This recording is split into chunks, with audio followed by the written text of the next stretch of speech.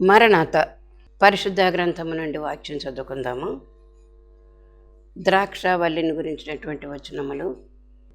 అధ్యాయము యోహాను సువార్త 15వ అధ్యాయము 9వ వచనం చదువుదాం. మీరు బహుగా ఫలించుట వలన నా తండ్రి మహిమపరచబడును, ఇందువలన మీరు నా శిష్యులగుదురు.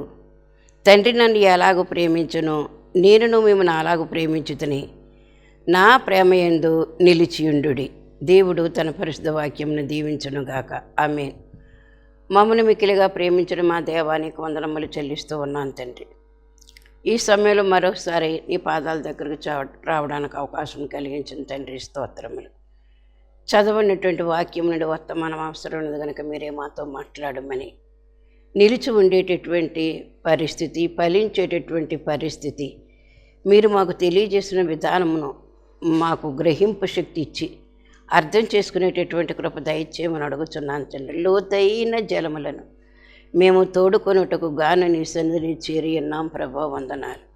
మహిమ వర్తమానములు మాకు అందించమని, ఈ వచనం నుండి ఏమేమి మాకు తెలియజేయనయ్యున్నావో తెలియజేసి ఆ చొప్పున మేము జీవించు కృప దయచేయమని జీవజల నిధి అయిన యేసునామమున అడుగుతున్నాను పరమ తండ్రి. ఆమేన్. అతడేటి యోరములిచి ఆకు వాడనిదై తగిన, అతడేటి యోరములిచి ఆకు వాడనిదై తగిన, ఋతువు నా కాయు చేటై హే చారిలోను గానా, ధన్యుడు దేవా మానవుడు, ధన్యుడు. దేవునామన స్తోత్రాన్ని. మీ అందరికీ నా మరణాత. ద్రాక్షవల్లిని గురించినటువంటి విషయాలు కొద్దిగా మనం నేర్చుకున్నాము. ద్రాక్ష పండ్ల అడలు పెట్టి నన్ను బలపరచుడి అని పెండ్లి కుమార్తె ఇతర స్త్రీలను అడిగినట్లుగా మనము చూస్తూ ఉన్నాము.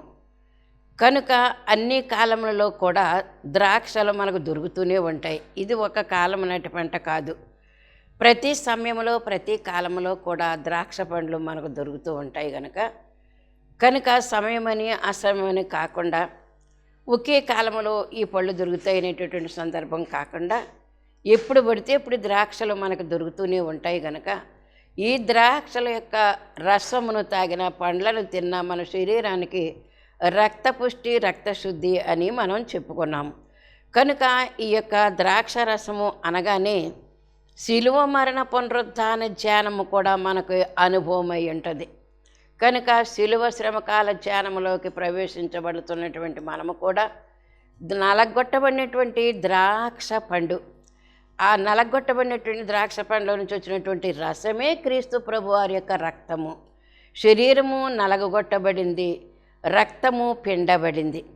కనుక ఈ ద్రాక్షల తొట్టిలో ఉన్నటువంటి గానుగలో ఉన్నటువంటి ద్రాక్ష పండ్లు ఆ తొట్టిలో నలగొట్టబడి పిండబడి నీ కొరకు నా కొరకు కూడా ప్రభు అయినటువంటి యేసుక్రీస్తు ప్రభు వారు బలియాగమైనటువంటి స్థితిని కూడా మనం ద్రాక్ష పండును గురించి చెప్పుకున్నప్పుడు మనకి అర్థమవుతూ ఉంటుంది. కనుక ఇది మనం చూసినట్లయితే ఈ యొక్క బలము మనకి స్థిరమైనటువంటి ఆశీర్వాదాన్ని ఇస్తుందని మనం దీన్ని బట్టి అర్థం చేసుకోవాల్సినటువంటి వారమైనాం. కనుక ద్రాక్ష పండ్లను బట్టి, ద్రాక్ష రసమును బట్టి మనకు కలిగేటటువంటి ఆదరణలు ఏంటి అంటే, మొదటిదేమో ఆదరణ అని చెప్పుకున్నాం కదా. రెండోది ఏంటంటే సంతోషము కలిగించేటటువంటి పండ్లని మనకు అర్థం చేసుకోవాల్సినటువంటి వారమైనాం. న్యాయాధిపతుల గ్రంథము 9వ అధ్యాయము 12వ వచనంలో మనం చూసినట్లయితే, చెట్లు మమ్మును ఏలమని ద్రాక్షవల్లిని అడుగగా, ద్రాక్షవల్లి దేవునిని మానవులను సంతోషపెట్టున ద్రాక్షరసమును నేను ఇయ్యక మాని చెట్ల మీద రాజునై ఉండి ఇటు అటు ఊగుటకు నేను వచ్చేదనా అని పలికినటువంటి మాట. న్యాయాధిపతుల గ్రంథము 9వ అధ్యాయంలో మనం చూసినట్లయితే, మరి చెట్లన్నీ కలిసి ఒక రాజును ఏర్పాటు చేసుకోవాలనుకున్నాయట అనే చరిత్ర మనము ఈ 9వ అధ్యాయంలో మనం చూస్తూ ఉంటాం. న్యాయాధిపతుల గ్రంథము 9వ అధ్యాయములో దేవుడు మన కొరకు రాసిపెట్టి దాచిపెట్టి ఉంచినటువంటి విధానము. ఎందుకంటే ఒక అధికారము, రాజు అంటే అధికారము కలిగినటువంటి ఉద్యోగం. అది ప్రజలందరి మీద కూడా ఒక అధికారం అతని చేతిలో ఉంటుంది. అతడు శిక్షించునైనా శిక్షించవచ్చు, గౌరవించునైనా గౌరవించవచ్చు. రాజు అంటే ఏలుబడి చేసేటటువంటి వాడు కనుక ఏలుబడి చేయమని చెట్లన్నీ కలిపి చాలా మంచి చెట్లు అనుకున్నటువంటి చెట్లన్నిటి దగ్గర కూడా వచ్చి మాట్లాడుతూ ఉన్నాయి, అడుగుతూ ఉన్నాయని మనం అర్థం చేసుకోవాలి. 9వ అధ్యాయము 9వ వచనంలో కూడా మనం చూసినట్లయితే, బయలుదేరి మమ్మును ఏలుమని ఒలీవ చెట్టు నడుగగా, ఒలీవ చెట్టు దేవునిని మానవులను దేని వలన నరులు సన్మానించుదురో ఆనా తైలము ఇయ్యక మాని చెట్ల మీద రాజునయ్యుండి ఇటు అటు ఊగుటకు నేను వచ్చేదనా అని అడగడానికి వచ్చినటువంటి చెట్లతో ఒలీవ చెట్టు చెప్పినటువంటి మాట. ఇక్కడ ఒలీవ చెట్టు ఏమంటుందంటే, దేవునిని మానవులను కూడా సన్మానించుటకు తైలము ఉపయోగిస్తారు. కాబట్టి రాజుగా ఉంటే కనుక నా పని నేను చేయలేను, ఎందుకంటే ఇటు తిరగాలి, ప్రతి సామాన్య ప్రజల దగ్గరికి వెళ్ళాలి, ఉన్నతమైన ప్రజల దగ్గర కూడా నేను వెళ్ళాలి, ప్రతి చిన్నది పెద్దది కూడా నేనే చూసుకోవాలి. అలాంటి పరిస్థితుల్లో నేను దేవునికి మరి మానవులకు కూడా సన్మానము దేని వలన చేస్తారంటే, నా చెట్లో నుంచి నా పండ్లలో నుంచి వచ్చినటువంటి తైలముతోటే సన్మానము చేస్తారు. తైలముతో తలంటుతారు, తైలముతో. మరి సమూయేలు సౌలును కూడా ఆ విధంగానే కదా తైలపు కొమ్ము తీసుకొని సన్మానించినటువంటి విధానము. కనుక అది ఒక అధికారమునకు సూచన. సన్మానించుటకు నేను ఉండాలే తప్ప, నా పని నేను దేవునికి నరులకు ఉపయోగకరమైన పని చేయాలి తప్ప, రాజరికం అంటే ఇది సాధ్యం కాదు, నేను చేసేటువంటి పనికి సాధ్యం కాదు, కాబట్టి నేను ఉండను అని చెప్పినటువంటి మాట మనం ఇక్కడికి చూస్తూ ఉన్నాం. 11వ వచనంలో కూడా ఆ చెట్టును వదిలేసి మళ్ళీ చెట్లన్నీ కూడా ఎక్కడికి వెళ్ళాయట, అంజూరపు చెట్టును అడుగగా, అంజూరపు చెట్టు చెట్ల మీద రాజునయ్యుండి ఇటు అటు ఊగుటకు నా మాధుర్యమును నా మంచి ఫలములను నేను ఇయ్యక మానుదునా అని అంజూరపు చెట్టు కూడా ఈ పదవిని కోరుకోలేదు. కనుక పదవి అనేసరికి తిట్టేవాళ్ళు ఉంటారో, కొట్టేవాళ్ళు ఉంటారో, నువ్వు చాలా మంచివాడు అని మరి ముందు ఒక మాట వెనక ఒక మాట చెప్పి అతని చేత మేళ్లు పొందేటటువంటి వారై ఉంటారు ప్రజలైనటువంటి వారు. కనుక ఒక యథార్థమైనటువంటి జీవితం జీవించడానికి ఉండదు. ఒక అధికారం ఎప్పుడైతే చేతిలో ఉందో, మంచితనం చెయ్యాలి, మంచి పనులు చెయ్యాలి అనుకున్నా కూడా చెయ్యనివ్వరు ప్రజలైనటువంటి వారు. కనుక అందుకే అధికారం అనేటటువంటిది ఎలా ఉంటుందంటే, మరి మనం ఇష్టం వచ్చినట్టు చేయడానికి ఉండదు, ప్రజలే మనల్ని ఏలుబడి చేస్తారు. ఎలా చేయాలో ప్రజలే మనకు చెప్తూ ఉంటారు రాజుగారికి. కనుక మంచి చెడ్డలు తెలియజేసేటటువంటి మరి విషయాలు మనకి ఇక్కడ ఈ వృక్షాల ద్వారా మనకు తెలుస్తూ ఉన్నాయి. చక్కగా ఒలీవ చెట్టు తప్పించుకుంది. ఏమనంటే, నరులకి దేవునికి తైలాన్ని ఇస్తున్నాను నేను, నా పని మానేసి నేను మరి మీ మీద అధికారం చేయడానికి ఇటు అటుతో ఊగడానికి నేను రానా అనేటటువంటి మాట సెలవిచ్చింది. అలాగే అంజూరపు చెట్టు కూడా ఆ విధంగానే సెలవిచ్చింది. మంచి చెట్లు ఇవి కూడా. ఆ తర్వాత ఏం చేసినాయి అంటే, చెట్లన్నీ కలిసి ద్రాక్షవల్లి దగ్గరికి వచ్చాయి 12వ వచనంలో. అటు తర్వాత చెట్లు నీవు వచ్చి మమ్మల్ని ఏలుమని ద్రాక్షవల్లిని అడుగగా, ద్రాక్షవల్లి దేవునిని మానవులను సంతోషపెట్టిన ద్రాక్షరసమును నేను ఇయ్యక మాని చెట్ల మీద రాజునయ్యుండి ఇటు అటు ఊగుటకు నేను వచ్చేదనా అని వాటితో చెప్పింది. అప్పుడు ముళ్ళకంప దగ్గరికి వెళ్తాయి. ఇంత మంచి చెట్లు కూడా ఏమని చెప్పాయంటే, మాకొద్దు రాజరికం, ఆ పదవులు మాకు అక్కర్లేదు, దేవుణ్ణి మానవులను సంతోషపెట్టేటువంటి వారుగా మేము ఉంటే చాలు అని చెప్పి ఆ చెట్లు చెప్పినటువంటి మాటలు. ద్రాక్షవల్లి కూడా చెప్పినటువంటి మాట ఏంటంటే, నేను చెట్ల మీద రాజుగా అంటే మానవులను సంతోషపెట్టేటటువంటి, దేవుని సంతోషపెట్టేటువంటి పని నేను చేస్తున్నానమ్మా. నా పళ్ళు అనగానే, నా రసం అనగానే దేవునికి ఎంత ఇష్టమో, నరులకు మానవులకు కూడా ప్రజలకు అందరికీ కూడా నేనంటే ఎంతో ఇష్టము. రక్తం లేనిటువంటి వారందరికీ కూడా ద్రాక్ష పళ్ళ రసం ఇమ్మని చెప్తారు కదా. అంచేత ఇలాంటి మంచి పని చేయడం మానేసి నేను మీ మీద రాజుగా ఉండడానికి రావడానికి నేను ఇష్టపడట్లేదు అని చెప్పినటువంటి మాటను బట్టి ఇప్పుడు మనం ఏమని అర్థం చేసుకోవాలంటే, ఈ న్యాయాధిపతుల గ్రంథంలో సంతోషము అంటే ఈ ద్రాక్షరసం తాగేటటువంటి వారికి ఎలాగుంటుందంటే సంతోషం కలుగుతుంది. ఎందుకు సంతోషం కలుగుతుంది? నిస్త్రాణ పోతుంది, త్రాణ కలుగుతుంది. త్రాణ అంటే బలము, శక్తి, రక్షణ. కనుక నిస్త్రాణ పోయి అంటే నిస్సత్తు పోయి సత్తు వచ్చేటటువంటి పరిస్థితి చేస్తుంది ఈ యొక్క ద్రాక్ష పండ్ల యొక్క రసము అనేటువంటి మాట. అందుకే ఏమని ఉన్నదంటే మరి సంతోషం అనేటువంటి లక్షణం కూడా ఇందులో ఉందని మనం చెప్పుకోవలసినటువంటి వారమైనా ఆదరిస్తుంది. రెండోది ఏంటి, సంతోష పెడుతూ ఉంది. ఎవరిని సంతోష పెడుతుంది? మానవులకు ఒక రకంగా సంతోషమే, రాజులకు కూడా సంతోషమే, దేవునికి సంతోషమే. ఎవరు దీన్ని తింటే వారికి సంతోషం, ఉల్లాసం, శక్తినిచ్చేటటువంటి పరిస్థితులు కలుగుతూ ఉంటాయి. కాబట్టి ఆనందంగా ఉంటుంది. ఒంట్లో బాగోకపోతే కనుక ఉసూరుమంటూ ఉంటారు, ఒంట్లో బాగుంటే కనుక హుషారుగా ఉంటారు. కనుక ఈ రక్తమును ఎప్పుడైతే, ఈ రసమును ఎప్పుడైతే సేవిస్తూ ఉంటారో ఆ రసం తీసుకున్నటువంటి వారికి ఆ యొక్క నీరసనిస్తతులు తగ్గుతాయి. మరి ధైర్యము, సాహసము కలుగుతుంది, ఆనందము, సంతోషము కలుగుతుందని ఈ యొక్క రెండవ మాటల వల్ల మనం తెలుసుకుంటూ ఉన్నాం. అలాగే మూడవది ఏంటంటే మొదటి రాజుల గ్రంథము 4:25 ఏమనుందంటే, దాను మొదలుకొని బెయేర్షెబా వరకును తమ తమ ద్రాక్ష చెట్ల క్రిందను అంజూరపు చెట్ల క్రింద నిర్భయముగా నివసించుచుండిరి. అప్పటి వరకు కూడా శత్రురాజులైనటువంటి వారు వచ్చి ప్రజలను ఓడిస్తూ ఉండేవారు, యుద్ధాలు చేస్తూ ఉండేవారు. కనుక ఈ సమయంలో వీరికి ఏమొచ్చిందంటే నిర్భయముగా ఎవరి ద్రాక్ష తోటల్లో వారే పనిచేసుకుంటూ సంతోషంగా ఉండేవారట. ద్రాక్ష చెట్ల క్రింద, అదే అన్నారు కదా, బెయేర్షెబా వరకు అంటే దాను మొదలుకున్నది బెయేర్షెబా వరకు అంటే సరిహద్దులు. ఎంత సరిహద్దులు అయితే ఉన్నాయో మనకి, మన దేశానిక, మన రాష్ట్రానిక, మన జిల్లాక, లేకపోతే మన ఇంటిగా, మన సరిహద్దులలో ఏముంటుంది అంటే నిర్భయముగా మనం జీవించవచ్చు. శత్రువులు వస్తున్నారంటే నిర్భయంగా ఉండగలుగుతామా? శత్రువులు వచ్చి మనల్ని దునుమాడుతున్నారు, మనల్ని తీసేస్తారట ప్రభుని నమ్ముకుంటే అనేటటువంటి పరిస్థితుల్లో మనం ఏం చేస్తాం? నిర్భయముగా ఉండేటువంటి పరిస్థితి ఉండదు మనకి. భయంతో కాలం గడుపుతూ ఉంటాం మనం.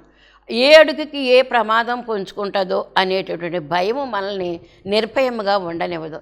అందుకే ఈ కాలంలో ఈ 4వ అధ్యాయం 25వ వచనములో దాను మొదలుకొని బెయేర్షెబా వరకును తమ తమ ద్రాక్ష చెట్ల క్రిందను అంజూరపు చెట్ల క్రింద నిర్భయముగా నివసించుచుండిరి. ఎందుకంటే ఇంకే రాజు వలన కూడా భయం లేదు. ఆ రాజు కాలంలో నిర్భయముగా ఉన్నదనేటటువంటి మాట మనం ఆ చరిత్రలో మనం చూస్తూ ఉన్నాం. కనుక ఏంటంటే దేవుడు మానవులకు ముందుగా ఏమి ఇవ్వాలంటే నిర్భయం ఇవ్వాలి.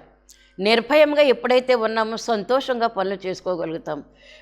భయంతో ఉంటే అరాకొరా పనులే జరుగుతాయి తప్ప మనకు మంచి పనులు ఏవి కూడా చురుకుగా జరగవు. నిర్భయముగా అంటే ఇంకా శత్రువులు ఎవరో రారు, ఇంకా ఆ రాజ్యం మీదకి, ఆ దేశం మీదకి శత్రువులు వచ్చి యుద్ధం చేసే పరిస్థితులు లేవు, యుద్ధ వాతావరణం లేదు, శాంతి సమాధానంతో ఉండేటువంటి పరిస్థితులు వచ్చాయి. కాబట్టి వారు నిర్భయంగా ఎక్కడ పడితే అక్కడే వారు ద్రాక్ష తోటల కింద నిర్భయముగా, భయము లేకుండా, శత్రువులు వచ్చారు మా తోటలకు పాడు చేసేసారు, మమ్మల్ని పాడు చేసేసారు అనేటువంటి మాట ఇంక వారి దగ్గర ఉండదు. భయము లేకుండా సంతోషముతో, సమాధానముతో వారు స్వేచ్ఛగా తిరుగుతూ ఉంటారని మనం దీన్ని బట్టి ఏంటంటే నిర్భయముగా జీవించేటటువంటి ఉదాహరణ దేవుడు మనకిచ్చారు. ద్రాక్ష పండ్ల వల్ల, ద్రాక్ష తోటల వల్ల మనం సంతోషముగా, నిర్భయముగా ఉండేటటువంటి పరిస్థితి. అందుకే ద్రాక్ష చెట్టు నేనే నిజమైన ద్రాక్షవల్లిని అని ప్రభు అయినటువంటి యేసుక్రీస్తు ప్రభువారు మనకు తెలియజేశారు. ఆ ద్రాక్ష చెట్టు కింద మనం ఉంటే కనుక ఆదరణ కలుగుతుంది, సంతోషము కలుగుతుంది. నిర్భయముగా కూడా మనము ఈ క్రీస్తు ప్రభువారిలో నిలబడినప్పుడు మనకెంత ఆదరణ దొరుకుతుందని మనం బలం తెచ్చుకోవాల్సినటువంటి వారమైనాం. ఇతరులకు కూడా శక్తిని ఇవ్వవలసేటటువంటి పరిస్థితి కూడా మన దగ్గర ఉంది. ఎందుకంటే నేను ప్రభువుని నమ్ముకుని ప్రభు యొక్క శక్తి నేను ఆశ్రయించి నేను కొన్ని పనులు చేస్తూ ఉన్నానంటే అలాగే అనేక మందికి నేను చెప్పేటటువంటి బలం నాకు కలుగుతుంది. నేనే పొందలేకపోతే నేను ఇంకెవరికి చెప్పగలుగుతాను?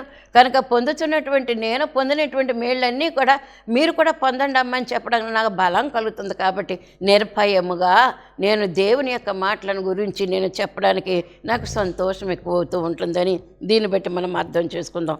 అలాగే హోషేయ గ్రంథం 14:7 కూడా మనం చూసినట్లయితే కనుక ద్రాక్ష చెట్టు వల్లే మీరు వికసింతురు అని రాయబడి ఉంది. హోషేయ గ్రంథం 14వ అధ్యాయం 12 చాలా దీవెనలు ఉన్నాయి అందులో. కనుక అక్కడ ద్రాక్ష చెట్టు వలె వికసింతురు అంటే ద్రాక్ష చెట్టు వికసించడం అంటే అది పరిమళ సువాసన. పూత పూసినప్పుడు పరిమళ సువాసన, కాయ వచ్చినప్పుడు పరిమళ సువాసనే, మరి పండైనప్పుడు కూడా పరిమళ సువాసనే. ద్రాక్ష తోట పుష్పించినప్పుడు, కాసేటప్పుడు, పండేటప్పుడు కూడా సువాసన సువాసన సువాసన. అంటే నిన్ను గురించినటువంటి సువర్తమానము, ప్రభువులో నీ జీవితం ఎలా సాగుతుందో అది చూసినటువంటి వారందరికీ కూడా అవును దేవుడు వారికి సహాయం చేస్తున్నాడు అనేటటువంటి తలంపు కలుగుతుంది. ప్రజలైనటువంటి వారికి యేసుప్రభు నమ్ముకునే ఆసక్తి కలుగుతుంది. ఎలాగా బయటపడ్డావమ్మాయి కష్టాన్ని నుంచి, ఎలా బయటపడ్డావమ్మాయి తెగులు, ఇంత రోగం వచ్చేస్తుంది నీకు, ఈ రోగాన్ని నుంచి ఎలా తప్పించుకోగలిగావని ప్రజలు నిన్ను అడుగుతుంటే నువ్వు సాక్ష్యం చెప్తావు కదా, ఎంత సంతోషకరమైనటువంటి పరిస్థితి. కనుక వికసించుట అంటే మన దగ్గరే ఉండం, మన సువాసన వికసించే పువ్వు, మొగ్గగా ఉన్నటువంటి ఆ పువ్వు అవుతుంది, పువ్వు వికసిస్తుంది, దాని అందం కనిపిస్తుంది, దాని సువాసన వ్యాపిస్తుంది.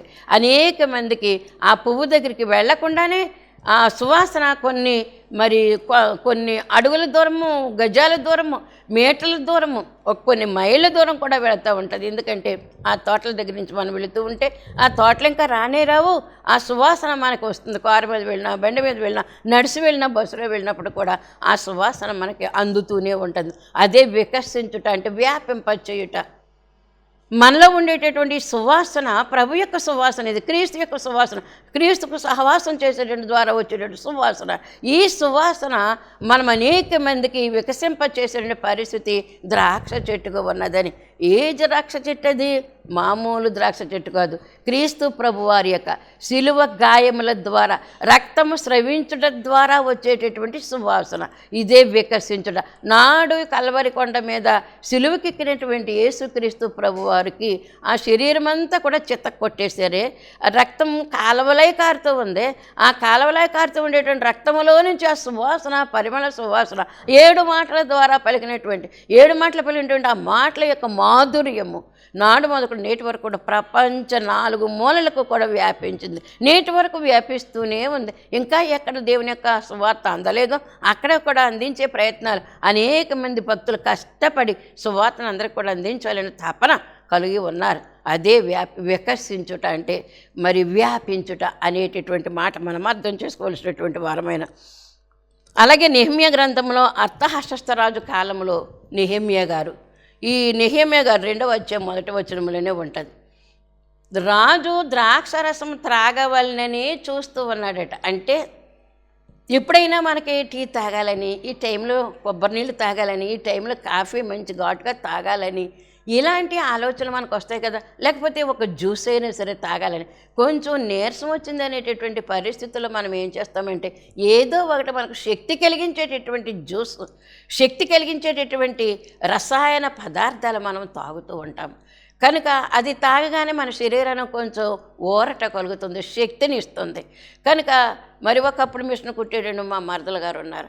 ఆవిడ ఏం చెప్పిందంటే, వదిన కుట్టేసేసి అలసిపోయిన టైంలో ఒక బొండం తాగానంటే చాలు, 4-5 జాకెట్లు మళ్ళీ కుట్టుకుంటాను, నేను ఇంకో 2-3 గంటల పని చేయగలుగుతాను. అంటే ఎలా వచ్చింది? ఇది సహజ సిద్ధమైనటువంటి కాయల ద్వారా వచ్చేటటువంటి శక్తి, ఇది కృత్రిమ శక్తి కాదు. ఇది సహజ సిద్ధమైనటువంటి క్రీస్తు ప్రభు యొక్క ఆ యొక్క మరి గాయముల్లో నుంచి కారినటువంటి రక్తము యొక్క ఈ స్వచ్ఛత, ఈ స్వేచ్ఛ మనకి కలుగుతుందని ఈ మాట ద్వారా మనం తెలుసుకోవాల్సినటువంటి వారమైన. అందుకే ఇది ఆయన ఏమన్నారంటే, ఆయనకి అలసట వచ్చింది అర్థహస్త రాజు కాలంలో. ఆ కాలంలో ఎవరున్నారో పాత్రను అందించేటటువంటి, పానమును అంటే పానం అంటే తాగేటటువంటిది అనమాట, డ్రింక్ టైపు. అది తాగాలని ఆయనకు ఆలోచన పుట్టగానే అక్కడ పనిచేసిన వాళ్ళకి రాజుగారు కలిసిపోయారు. ఆయన ఇప్పుడు జ్యూస్ తాగాలనుకుంటున్నారు అనేటటువంటి ఆలోచన ఈ సేవకులకు కూడా ఉండాలి, గిన్నె అందించేవాడికి కూడా ఉండాలి. వెంటనే అది కనిపెట్టి గబ్బో పట్టుకెళ్ళి ఆ సమయంలో ఆ గ్లాస్ అలాగే అందిస్తే అతనికి ఎంత సంతోషం కలుగుతుందో. అలా సన్నివేశాలు కూడా మనం గృహాల్లో కూడా మనం సొలిసిపోయి ఉన్నప్పుడు గబగబా మనం తాగాలనుకున్నటువంటిది ఏదో మరి పిల్లలు తెచ్చి మన చేతికి ఇచ్చారనుకోండి, ఎంత సంతోషం, ఎంత ఆనందం. ఎవరు చెప్పారమ్మా నీకు ఇలా తెమ్మని, నాకు నీరసం వచ్చిందని ఇలా తెమ్మని నీకు ఎవరు చెప్పారమ్మా అని అనుకుంటాం. పైకి అనకపోయినప్పుడు కూడా మనసులో కూడా అనుకుంటాం, ఎంతో దీవెన కలిగిస్తాం వాళ్ళకి. గాడ్ బ్లెస్ యూ అంటాం కదా, బిడ్డని మనము దీవిస్తాం కదా. అందుకని అలసిపోయేటటువంటి పరిస్థితుల్లో సేద తీర్చేటటువంటి ఈ ద్రాక్ష రసము అనేటటువంటి మాట మనం ఇప్పుడు మరి నెహెమ్యా గ్రంథము 2వ అధ్యాయం 1వ వచనం మనం చదివితే మనకు అర్థమవుతుంది. కనుక ఇప్పుడు ఏంటనమాట, ద్రాక్ష రసము ద్వారా లేకపోతే ద్రాక్ష పండ్ల ద్వారా సేద తీర్చబడేటటువంటి, అంటే మనకు కొంచెం ఉత్సాహం కలిగించేటటువంటి, కొంచెం బలము కలిగించేటటువంటి పరిస్థితి అన్నమాట. మనము ఉత్తేజమైనటువంటి స్థితిలోనికి వచ్చేటటువంటి పరిస్థితి అది తాగగానే. కనుక వాక్యం దగ్గర కూర్చున్నా, ఒక పాట పాడుకున్నా మనకి ఎంత శక్తి కలుగుతుందో. నాకెంత ప్రోత్సాహానందములైనటువంటి పాట దైవజనం దేవదాసయ్య గారు రాశారు. ఆ పాట పాడుకుంటూ ఉంటే కూడా మనకి ఎంత లెక్కలేని బలము మనకు వస్తుందని మనకు తెలుసు, మనందరికి కూడా తెలుసు ఆ పాట పాడుకునే ద్వారా. అలాగే అదే పాట కాదు, అనేకమైనటువంటి పాటలు మనకి ఉద్యమం కలిగించేటటువంటి పాటలు అయి ఉన్నాయని మనం అర్థం చేసుకోవాల్సినటువంటి వారమని. ఒక పాట పాడుకున్నా, ఒక వాక్యం తీసుకుని, ఒక వాక్యం చదువుకున్నా, లేకపోతే కాసేపు 1-2 నిమిషాలు, కనీసం 1-2 నిమిషాలు ప్రార్థన చేసుకున్నప్పుడు కూడా మనకి సేద కలుగుతుంది. అంటే మరి విశ్రాంతి కలుగుతుంది, ఉత్తేజం కలుగుతుంది, ఉద్యమం కలుగుతుంది మన యొక్క జీవితానికి. ఈ ద్రాక్ష, అందుకే నేను నిజమైన ద్రాక్షవల్లిని అని క్రీస్తు ప్రభువారి నోటితో నుంచి ఆయనే స్వయంగా చెప్పినటువంటి మాటను బట్టి ఎంత తీసుకుంటే అంత మనకుంది. ఎంత బలము కావాలనుకుంటున్నామో అంత బలము కూడా మనకు వస్తుందని మనం ఈ వాక్యాన్ని బట్టి బలం పొందవలసినటువంటి వారమైన. కనుక ఈ ఆదరించేటటువంటి శక్తి ఉందా, సంతోషపెట్టేటువంటి శక్తి ఉందా ఈ ద్రాక్ష చెట్టుకు. ఈ ద్రాక్ష చెట్టు అంటే ఎవరో కదమ్మా, క్రీస్తు ప్రభువారి. ఆయనే చెప్తున్నారు కదా, నేనే నిజమైనటువంటి ద్రాక్షవల్లి. నేను ఇంకెవరో కూడా అంత అలాంటి శక్తినిచ్చేటటువంటి దేవుడు కానీ దేవతలు కానీ మనకెవరో లేరు. యేసుక్రీస్తు ప్రభు నిజమైనటువంటి దేవుడు. ఈ ఇచ్చారంటే, ప్రభు ఇచ్చారంటే ఇది శాశ్వత కాల ఫలితం ఉంటుంది మన దగ్గర. శాశ్వత కాలం, శ్రేష్టమైనటువంటి ఫలితము, శాశ్వత కాలం ఉండేటువంటి ఫలితమై ఉంది ఆయన ఇచ్చేటటువంటిది. అరాకొరగా ఎవరు సంపూర్ణంగా ఇస్తారు. సంపూర్ణంగా సంతోషించేటువంటి పరిస్థితులే దేవుడు మనకి కలిగిస్తాడని మనము తెలుసుకోవాల్సినటువంటి వారమైన. అలాగే ఇప్పుడు మనం చూసినట్లయితే 1 సమూయేలు గ్రంథము 25వ అధ్యాయం 18వ అధ్యాయంలో ఒక స్త్రీ కనపడుతూ ఉంది.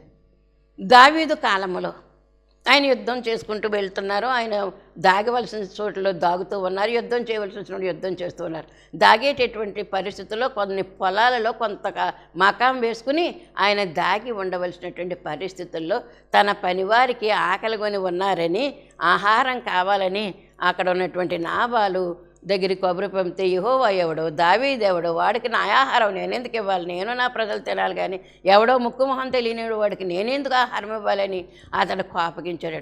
ఈ కోపం కలిగినటువంటి మాటలు ఈ పనివారు పట్టుకెళ్ళి చెప్తే యుద్ధానికి రావడానికి, అతని మీద పగ తీర్చుకోవడానికి ఆ దావీదు గారు వచ్చేటటువంటి పరిస్థితుల్లో ఒక పనివాడు అన్నారండి. ఈ ఇంట్లో ఉండేటువంటి పనివారు ఏం చేస్తారో తెలుసా, చాలా కనిపెట్టుకుంటూ ఉంటారు.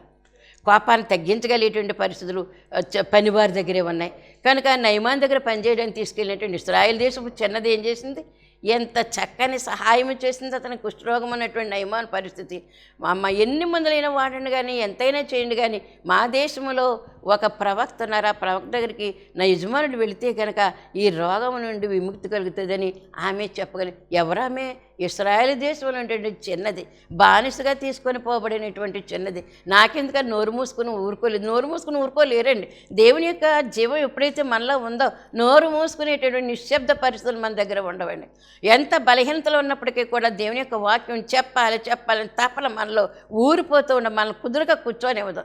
అందుకే నీ ఇంటిని గురించినటువంటి ఆసక్తి నన్ను భక్షిస్తూ ఉందని కీర్తనాకారుడు 69వ కీర్తన 9వ వచనంలో పలుకుతున్నారు. ఆసక్తి ఉండాలి, దేవుని మీద ఆసక్తి, దేవుని వాక్యం మీద ఆసక్తి, దేవుని యొక్క పరిచర్య మీద ఆసక్తి, దేవుని దేవాలను శుద్ధీకరించిన ఆసక్తి. ఈ ఆసక్తి, దేవునికి సంబంధించిన ఆసక్తి మనకి ఎప్పుడైతే ఉందో అది మనల్ని కుదురుగా కూర్చొనివ్వదు. నీరసంగా ఉన్నప్పుడు కూడా పని ఏదో చేసేయాలి అనేటువంటి తపన మనలో కలుగుతూ ఉంది. అందుకే ఇక్కడ మనం చూసినట్లయితే మరి ఎప్పుడైతే నాబాలు అలాగన్నాడో, దావీదు యుద్ధానికి వస్తున్నాడు ఇప్పుడు ఇతని మీదకి.